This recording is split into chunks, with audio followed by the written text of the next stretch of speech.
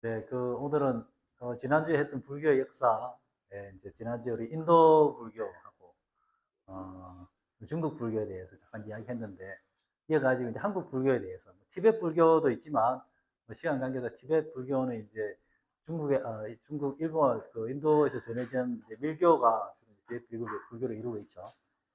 우리나라 불교에 대해서 뭐 잠깐 이야기하고 또 이제 우리가 우리 경전이 어떻게 구성되어 있는지 뭐 이런 거 이야기하고 본격적으로 불교 이야기를 해보도록 하겠습니다. 우리나라 불교는 뭐 신라 시대 때 이렇게 전파돼 왔잖아요. 우리나라 불교는 기본적으로 중국에서 중국 불교가 이제 전래돼 왔다고 볼 수가 있는 거죠. 중국 불교는 교종, 우리 하엄종이나 천태종 같은 경전을 기반으로 하는 교종과 또 이제 그 선종, 달마대사 이후로 해능대사까지 어떤 선종 불교가 이제 중국 불교가 우리나라에 들어온 거죠. 그죠? 들어온데 신라 시대 때, 뭐 삼국 시대 때 들어왔는데 가야에는 뭐 인도에서 바로 불교가 들어왔다, 인도 불교가 들어왔다 이렇게 또 주장하는 경우가 있고 또 고구려 같은 경우에는 이제 서역에 불교가 들어왔다고 할 수 있는데 어쨌든 기본적으로는 중국 불교다 이런 거죠. 그래서 이제 불교가 좀 왕성해지는 게 통일신라하고 고려라고 할 수가 있는데, 뭐 제가 간략하게 그냥 뭐 말씀드릴게요. 저도 뭐 자세한 건 잘 모르니까. 통일신라도 이제 우리 불교 국가고, 그리고 이제 고려 시대도 불교 국가라고 할 수 있죠. 그죠? 여기서 이제 우리가 한 뭐 주요한 사람, 인물만 몇 명을 이제 이야기하면 불교 역사를 이야기할 수 있을 것 같은데, 원효죠. 그죠? 원효와 또 의상.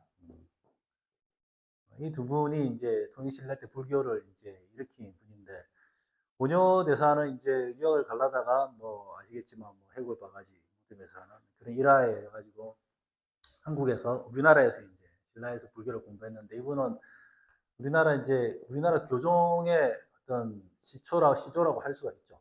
이분이 만든 이제 그 종파가 법성종이라는 종파인데 원효는 뭐 우리나라 사람들이 생각하는 그 이상으로 중국 불교, 동아시아 불교에 차지하는 위상이 상당히 높습니다.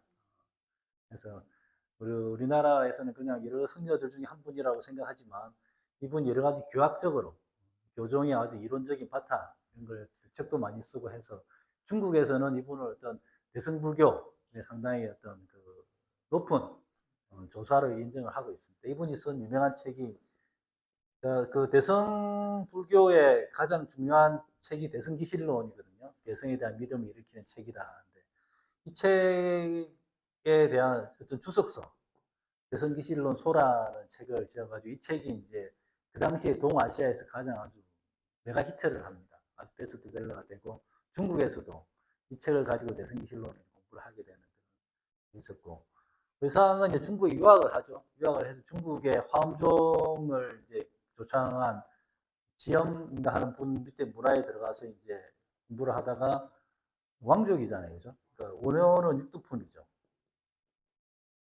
의상은 진골이죠. 그죠? 그래서 이분은 이제 중국에서 유학을 하다가 중국에 계속 있었으면 중국 하엄종의 아마 2대 조사나 3대 조사쯤 됐을 겁니다. 근데 이제 뭐 통일신라의 이제 왕족의 부름을 받고 다시 이제 귀국을 하는데 이분이 우리나라의 이제 화엄종을 창시를 하는 거죠. 그래서 이제 우리나라의 이제 통일신라의 교종이 이렇게 이제 시작이 됐다고 할 수가 있고 교종은 이렇게 그 의상이 그 화엄종을 창시하고 만든 사찰이 어디 있는지 아십니까? 영주에 있는 부석사. 이제 왕족인데도 불구하고 이제 여기서 부석사를 창건해서 여기서 화엄종을 개창한 것인데 교종은 이렇게 출발을 했고 통일신라 말기에 이제 우리나라 이제 선종이 나오기 시작합니다. 선종불교가. 이것도 역시 이제 중국에 가서 선종을 공부하고 중국의 선종의 조사들한테 인가를 받고 오죠. 그런 이제 스님들을 구법성이라고 그러죠. 중국에서 인도에 가서 공부한다든지, 우리나라에서 인도나 중국에 가서 공부하는 스님들 구법성이라는 이런 구법성들이 각 나라에 중국에 가서 이제 인가를 받고, 선종은 주로 이제 조사가 인가를 해주는 조사선이라고 할 수 있죠. 조사가 인가를 해주는 그런 조사선 전통이 있는데 그 인가를 받고 이제 그 구산 선문이라는 구산 9군데 이렇게 선종절이 개창이 됩니다. 그 중에 제일 처음 그 구산 선문이 제일 처음 시작된 절이 어딘지 아세요? 뭐니 말아야 되는데 실상사 구산 선문 중에 처음으로 이렇게 선종이 시작된 지리산에 있는 그런 절이라고 합니다. 이렇게 이제 되다가 고려시대 때는 당연히 이제 불교 국가죠, 그죠? 불교 국가가 됐는데 여기서 이제 두 명의 이제 또 우리가 잘 아는 분들이 있죠, 그죠? 한 분은 이제 의천, 한 분은 진울. 이 두 분이죠. 그러니까 고려시대 때도 이제 그게 어떤 강력한 불교 국가다 보니까 교종과 선종을 조금 통합시키려고 하는 거죠. 이제 어쨌든 이 왕권과 통치 기반이 불교다 보니까 이렇게 분열되어 있는 게 마음에 안 드니까 이제 통합시키려고 하는데 기본적으로 의천 같은 경우에는 그 왕족이잖아요. 고려 문왕의 아들입니다. 문왕의 아들인데 왕자죠. 이제 그래서 이제 의천 같은 경우에는 교종을 중심으로 이제 선종을 통합시키는 그런 이제 운동을 한 거죠. 그래서 이제 의천이 한 게 한국 천태종을 이제 창시를 해서 선종을 이렇게 포함하려고 했는데 잘 안 된 거죠. 어쨌든 잘 안 된 상태에 있다가 그다음에 이제 등장하는 게 무신 정권이 지나고 난 뒤에 이제 보조구사 진울이 등장하죠. 진울은 역시 이제 진울도 이런 그 무신 정권의 이제 그뭐 지원을 받으면서 선종과 교종을 통합하려고 하는 움직임을 했는데 이때는 이제 선종을 중심으로 이제 통합을 시도를 하게 되죠. 그래서 이제 결국 진울이 우리나라 불교, 선종 불교의 거의 최고 조사라고 할 수가 있죠. 이분이 지은 유명한 책이 있죠, 그죠? 제가 아는 공부하면 항상 공부하는 수심결. 조계종의 뭐 제가 잘은 몰라도 뭐 조계종의 어쨌든 명목상 실질적인 일대 조사를 진울이라고 하기도 한다고 그럽니다. 이런 식으로 이제 통일신라 고려시대 때 이어져 왔는데 문제는 이제 조선시대 때 들어오면서 불교가 아주 탄압을 받게 되죠. 새로운 성리학, 유교가 이제 건국이 인정이 되다 보니까. 그래서 조선은 당연히 이제 불교를 그냥 하나로 통합을 시켜버리죠. 그 당시에 있던 아주 교종도 뭐 한 열 몇 개, 선종도 열 몇 개, 10개 되는 그걸 통합을 시켜가지고 결국은 교종 하나, 선종 하나 이렇게만 남기고 다 통합을 시켜버리는 거예요. 그래서 이때 이제 조선시대의 불교의 이제 특징이 결국은 불교가 민중으로 내려오는 거죠.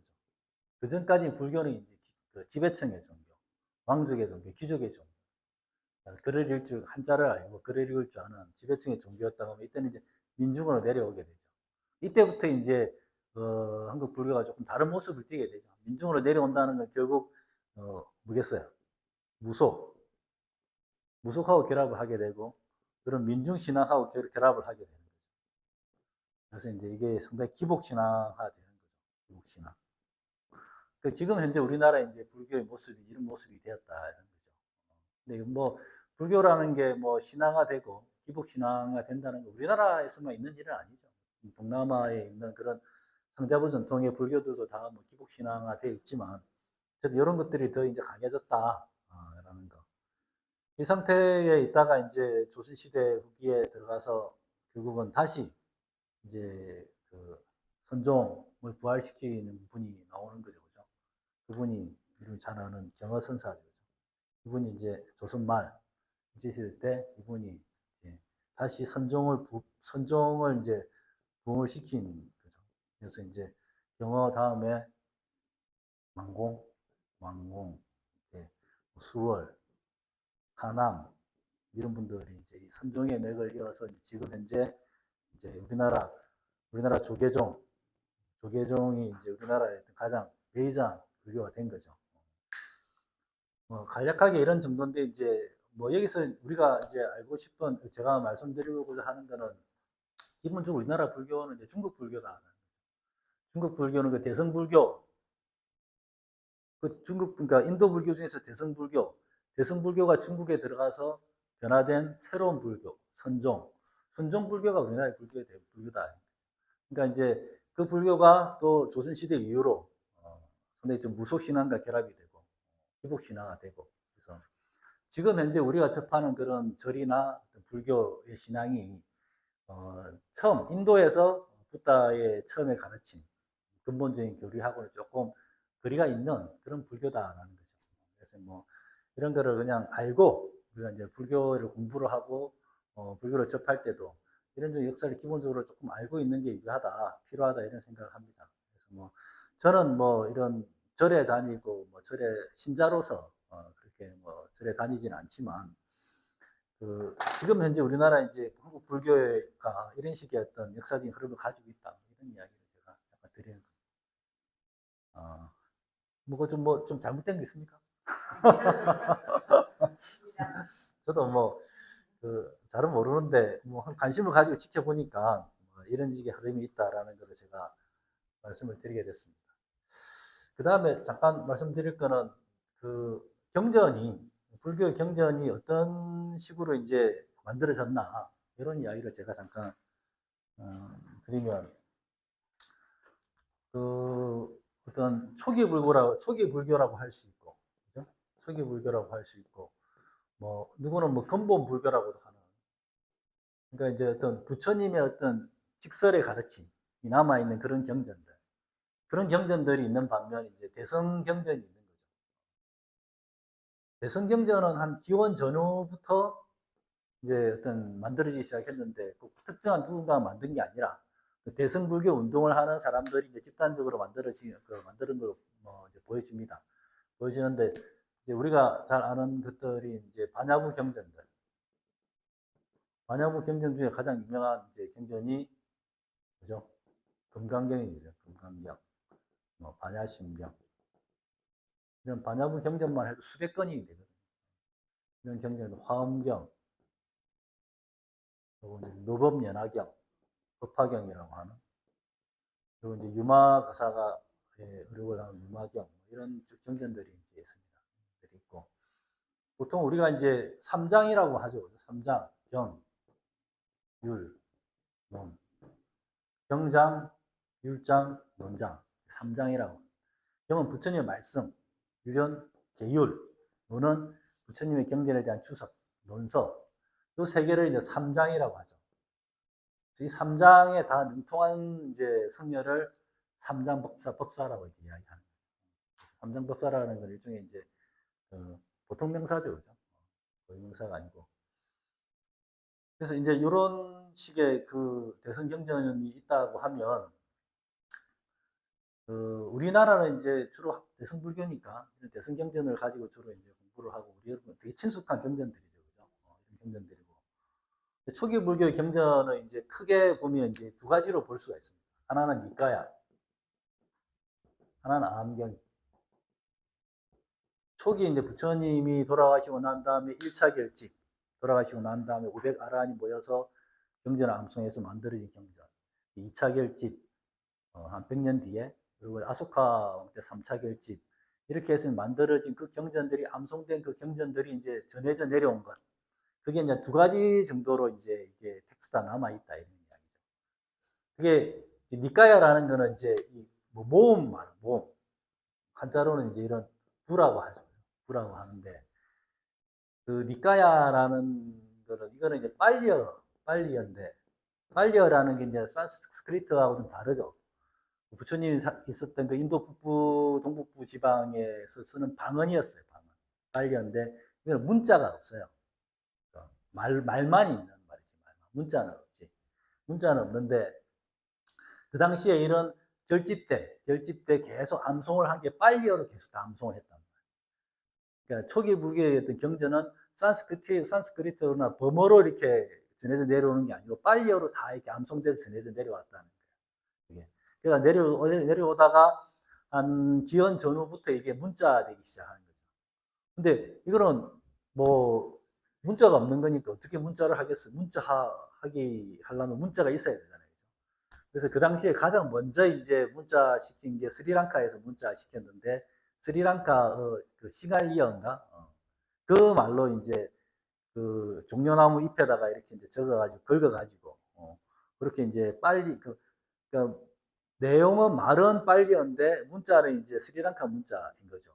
지금 현재 상자부 불교의 태국에도 이제 그거를 태국 말로 이렇게 적혀져 있고 이렇게 니까야 이렇게 적는 거죠. 우리나라 말로 이런 식으로 적는 그게 이제 남아 있었는데 그게 이 PTS라는 말을 들어봤는지 모르겠지만 뭐 별로 재미없죠 이거 재미없는데 여러분들이 한번 알아야 될 거라서 이건 왜냐하면 경전이 어떻게 이제 만들어지게 됐는지 지금 우리가 보는 그게 어떻게 어떤 경로로 그게 됐는지는 알고 있어야 되는 거죠. 이게 빨리어 텍스트 소사이어티라는 말이에요. 빨리 성전협회라는 말. 그러니까 이게 스리랑카에 한 19세기 말에 리즈 데이비스라는 사람이 스리랑카에 그 집정관으로 가 있는 거죠. 영국 사람이니까. 스리랑카가 영국의 식민지잖아요. 가서 보니까 이런 빨리어로 된 경전이 차 있었다는 거죠.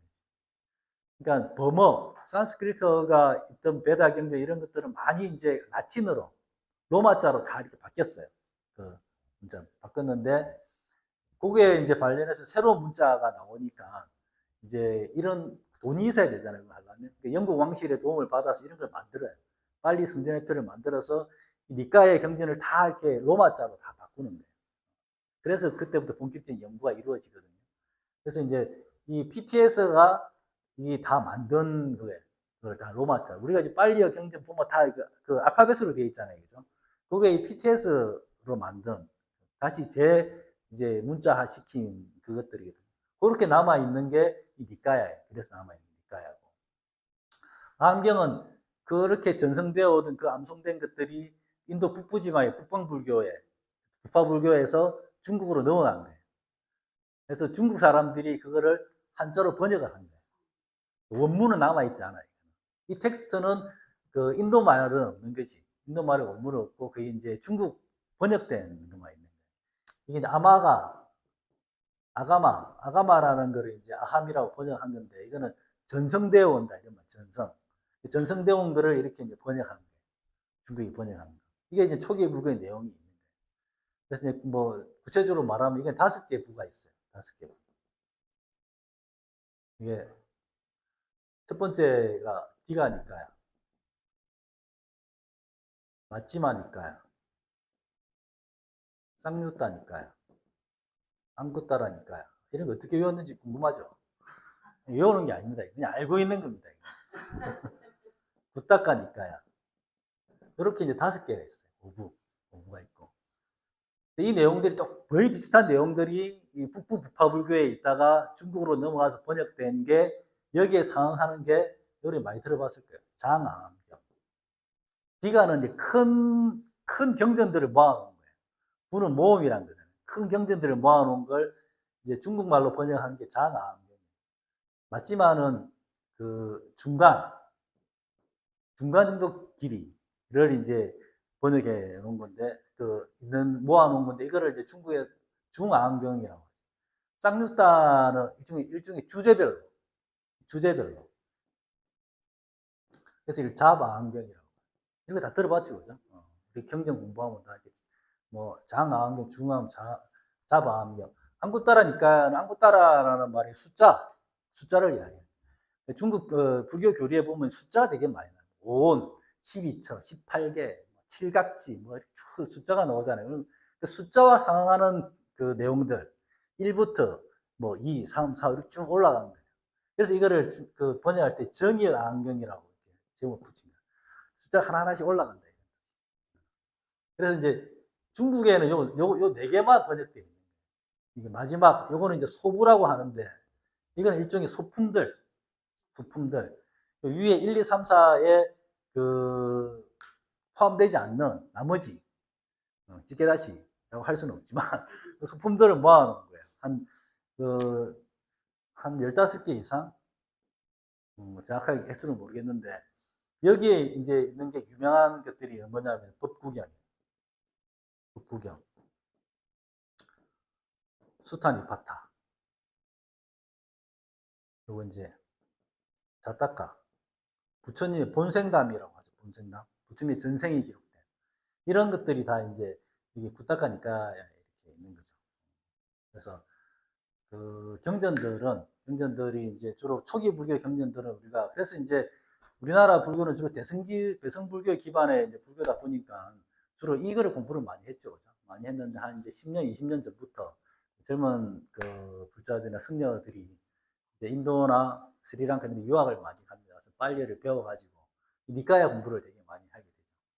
그래서 이제 그거 대림섬 스님, 강목 스님 이런 분들이 이제 이 니까야를 많이 번역을 많이 했죠. 그래가지고 이제 이 공부를 많이 하게 된 거죠. 내용이 두 개는 뭐 거의 비슷합니다. 완전히 일치하지는 않는데 한 70% 정도 사안에도 비슷하게 이렇게 되어 있다. 아시겠죠, 그죠? 설명을 참 잘하죠.